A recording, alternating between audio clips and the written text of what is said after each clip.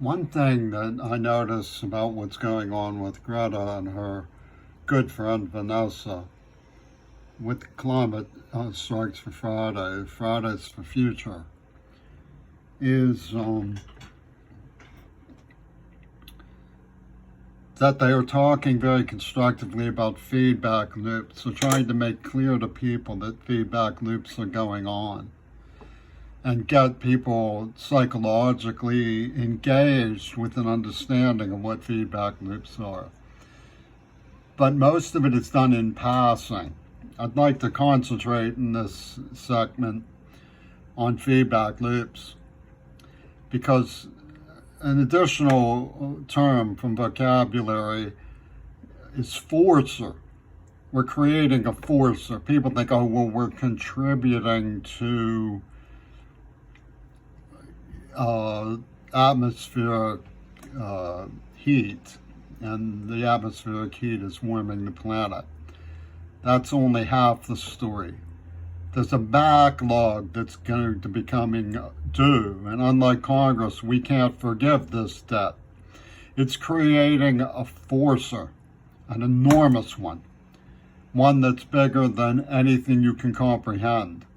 The story of the dinosaurs being cataclysmically destroyed by an asteroid pertained to an atmosphere that went dark with smoke. What feedback loops are processes that once started get run away out of control. For example, the permafrost melts. It releases methane, and that heats up in the atmosphere. Gradually it builds up, and the effects are felt slowly but implacably. Once it's done, it can't be reversed. It's a process that forces its way into climate change. And with it, the destroying of millions of years of natural habitat. You know how it is, cultural shock, to move from one place to another, even across a neighborhood, much less to a new city. Species have a much harder time of it. They can't adapt to temperature changes in the environment that dislocate them. They die out. And survival of the fittest is rendered absurd when you talk about removing entire habitats and expecting species to survive. It doesn't work that way.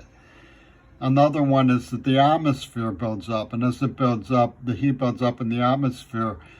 It warms, the surface temperature warms and heats up even more.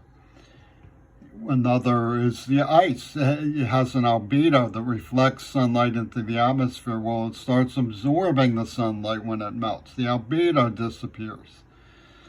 So you have the atmosphere, the ice. The forest is another example. The forest burns. They send up smoke. What happens then? More forests burn. So you have a feedback loop, and it gets run away. It's like losing the brakes in your automobile. Your automobile is steaming along, downhill, getting faster and faster. It's hopeless. You're going to crash. And when it crashes, it's going to be a fatal crash, because you're already going too fast. The brakes are gone. You're heading downhill. You've lost control. Okay, so what we need to do is pump the brakes and bring the vehicle to a complete stop. It doesn't matter if they're brand new fossil fuel industries. Pump the brakes carefully and bring the vehicle to a complete stop. Then brace yourselves, because it's going to still hurt.